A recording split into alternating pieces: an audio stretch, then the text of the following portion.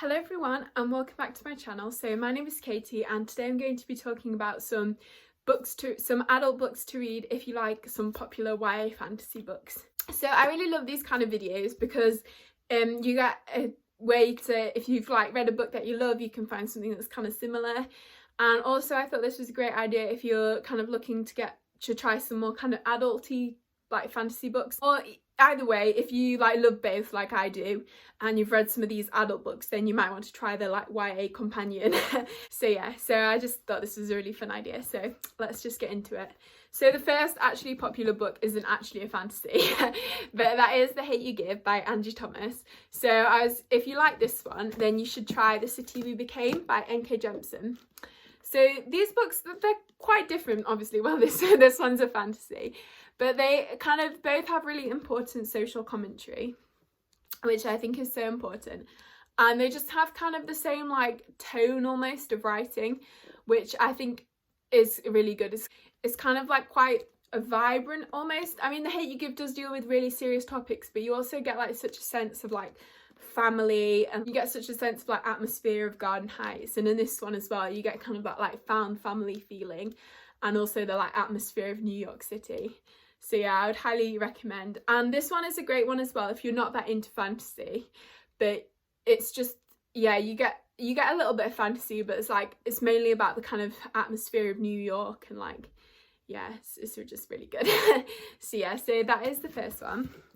And then the next one I'm going to recommend, so if you like Tower of Dawn, or just the Throne of Glass series in general, but specifically Tower of Dawn, then you might like The City of Brass by S.A. Chakrabarti. In City of Brass, we follow Nari, who's a con artist, I think in Cairo. And she basically one day accidentally summons this deva, and then she gets taken away to this city called Davabad, and she kind of gets embroiled in the politics there. And yeah, the setting and atmosphere and the magic of Davabad is just so amazing. It's kind of quite similar vibes to Tower of Dawn, the kind of setting the southern continent. In this one, the kind of deserty, the politics as well. You get a bit of politics in this one, and the politics in City of Brass is just amazing. Yeah, it's such a good series. And I think, well, I'm not sure if it will still be, but when I'm filming this, it's actually 99p on Kindle, City of Brass, so I would highly recommend that. But yeah, it's just such a great series, and I'm so excited for the last one. And the next one is, if you like if you like Six of Crows, then you might like The Lives of Lamora by Scott Lynch.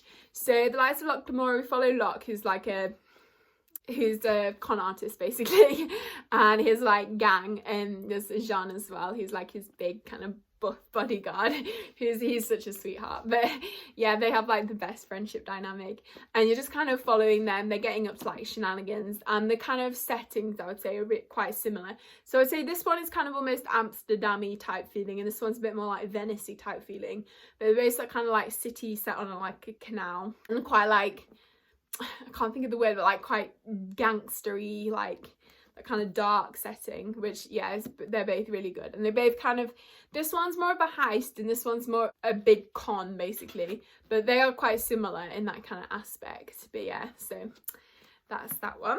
And then the next one is this one. So this one's not actually YA, this is middle grade, but if you like Percy Jackson, then you might like The City of Stairs by Robert Jackson Bennett. I'll put it on this side.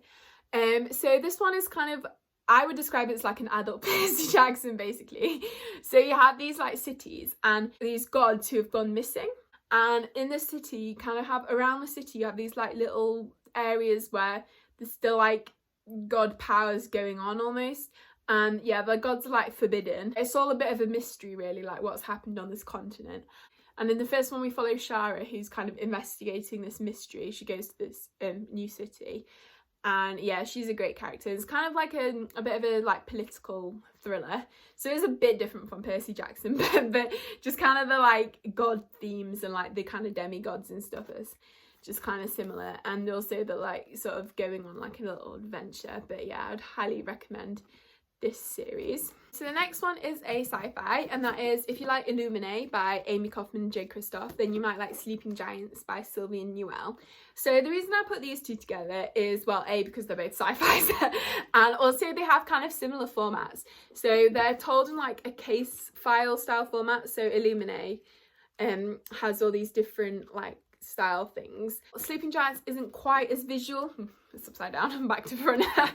Sleeping Giants isn't quite as visual, but it is, you can't quite tell, but it's told in like interviews and like little case files. That's kind of the similarity there, and they're both really quick to like get through because you just kind of fly through them because you're like following this mystery. So Sleeping Giants is about one day this girl like falls into this like big giant hound and no one really knows what's happened, and then many years later you're following her as an adult, and she gets called in to investigate this like robot, which is pieces of the robot are like popping up everywhere, and she's kind of in charge of that. And it's also about how humanity like reacts to that. And I would say this series is quite like down to earth sci-fi almost. Like it's more about how humans would react to dealing with like alien entities and sort of the politics involved in that. So it's really great. And Illuminae obviously is great as well. And this one's a bit more like space centric, but you are also kind of dealing with like human consequences to things, like especially in Illuminae you kind of have this AI who keeps doing all these things and the humans are like, no, don't do that. Yeah, Aiden, he's a bit of a sociopath, but we all love him, I think, but still yeah, so it's kind of dealing with like consequences. Although I would say Illuminae at the moment, maybe don't read it because it does deal quite heavily with a plague. So yeah, but yeah, these are both great. If you like Three Dark Crowns by Kendara Blake, you might like Queens of Innis Lear by Tessa Grattan. So these both have really similar vibes. There's like three sisters who are all princesses and they're all kind of vying for the throne. Yeah, and they also have really similar settings as well. They're quite like atmospheric, like islandy, kind of that kind of thing. Queens of Innis Lear I think is actually a King Lear retelling, which is really cool. It is quite slow, but the writing is like stunning, and I think the plot progresses really nicely. I did have to read the audiobook along while reading it, which is what I do for some like chunkier fantasies, and that was a really great experience. So yeah, I wouldn't say it was quite as fast paced as Three Dark Crowns, but they are really similar. Like if you like one, you'll definitely like the other. Like the characters are quite similar. So in Queens of Innis Lear, we basically follow these three sisters who all kind of, they get called back by their father and they're all kind of wanting the throne. So like the youngest sister is a bit like kind of away with the fairies. She's quite like happy, and I think she wants to be a priestess or something. And then the middle sister's kind of quite like herbalist. She's like quite witchy. And then the older sister is like quite a battle. Like she's quite tough, and she's quite like brusque and rubs people the wrong way. So she's a fascinating character really, and yeah, it's just some kind of all the like politics and stuff in that, so that is great as well. And because I had to get some Sanderson in here obviously, so I was gonna say if you like Sorcery of Thorns, then you might like, ooh, I got the wrong one, Warbreaker by Brandon Sanderson. So Sorcery of Thorns is by Margaret Rogerson. I'll put a picture in here because I have the audiobook. I thought these two were kind of similar. I mean, it was a kind of a stretch, but so in Sorcery of Thorns, Elizabeth goes to stay with a sorcerer called Nathaniel, and she's almost there, yeah, and she's kind of trying to like navigate the world of sorcery. And in this one you have Ciri, who gets sent to like the God Court, and she's trying to navigate the God Court there with the God King. Kind of similar in that regard. Yeah, that was really the only connection I could make. But you do kind of get a similar vibe, and I do think if you like Sorcery of Thorns, you will definitely like Warbreaker. But yeah, Warbreaker is about two sisters, Ciri and Vivenna, and Vivenna's been like prepared all her life to go to this court of gods, but then one day their father decides that he's going to send Ciri instead. So they're getting sent because of this war treaty. And so yeah, so Ciri gets sent there. She's got like no preparation or anything, and she's just trying to navigate the politics. And then Vivenna like follows along and gets embroiled in kind of a rebellion. So yeah, so it's great, and the magic system's really cool as well. It's quite different from Sorcery of Thorns, because in Sorcery of Thorns you have like books who are all kind of magic, and they sort of the books kind of do all the magic, whereas here you have each person has a breath, and you can acquire more breaths. So the more breaths you have, the kind of more powers you have, the more like leveled up you are. So that is fascinating as well. And also another reason I thought they were similar is because in Sorcery of Thorns you have Silas, who's like a demon, like a little sassy talking demon, and then in Warbreaker you have Nightblood, who's like a sassy talking sword. So I thought that was another similarity, but yeah. And then this next one is also a bit of a stretch. So if you like The Ember in the Ashes by Saber Tahir, you might like The Stormlight Archive by Brandon Sanderson. So this one, I kind of put them together because they're both quite like epic-y fantasy. I would say like An Ember in the Ashes is one of like the best kind of epic-y fantasies in YA is so good. And yeah, the Stormlight Archive is one of the best epic fantasies. And also you have a bit of similarity in characters, so like Lear in An Ember in the Ashes, she is quite similar to Kaladin, I would say, because Lear's like a slave who's going to this school and she's trying to infiltrate there, and Kaladin is a slave who's being sent to this Shattered Plains to kind of work in the war.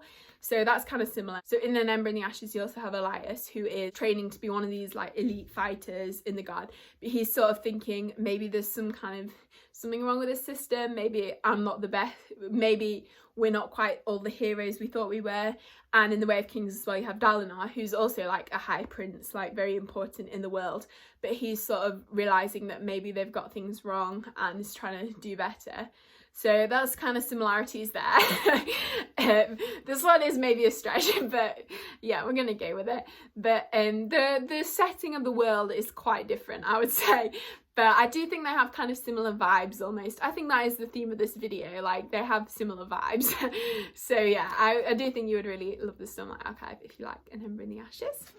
And then the final one is another bit of a stretch, but and that is, if you like the Raven Boys, then you might like Kings of the Wyld by Nicholas Eames. So these are quite different, but I did think they had a similar theme of like the kind of band, like the kind of, not a boy band, the kind of like group of characters that all come together and like solve, they're trying to go and like find someone. So in Raven Boys, they're trying to find this like dead Welsh king, and in Kings of the Wyld, they're trying to find one of the band's daughters. In Kings of the Wyld, you kind of have there's like people who are kind of retired from like heroing. So they used to be in like this, they have these things called bands who like go on tours and like kill monsters and stuff. And then one of the characters in this band, so they've all like disbanded, and then one of the characters, their daughter goes missing, so they kind of get the band back together to go on this like quest to save their daughter. And in the Raven Boys, you obviously have these like 4 boys from a posh private school, and then Blue as well. And they all kind of team up together and they just kind of go on adventures and trying to find this dead Welsh king. But yeah, so you have that kind of similarity, the like kind of found family dynamic almost, which I think is great. And also you have the kind of foresty setting, so quite a bit of Kings of the Wyld is in this like forest because you have the Heart Wyld, and also quite a lot of the Raven Boys is in like Cabeswater, the forest there. So I do think they are quite, if you like one, you'll probably like the other. I think the Kings of the Wyld is slightly more humorous. Yeah, it's hilarious. But yeah, they're both really good. So I would highly recommend them. If you like one, check out the other. So that concludes all these recommendations. So thank you so much for watching, and leave a comment down below if you've read any of these or if you're interested in any of these. I would love to know. And if you enjoyed the video, please give it a thumbs up and remember to subscribe if you haven't already. And yeah, I hope you're having a good day, and I will see you next time.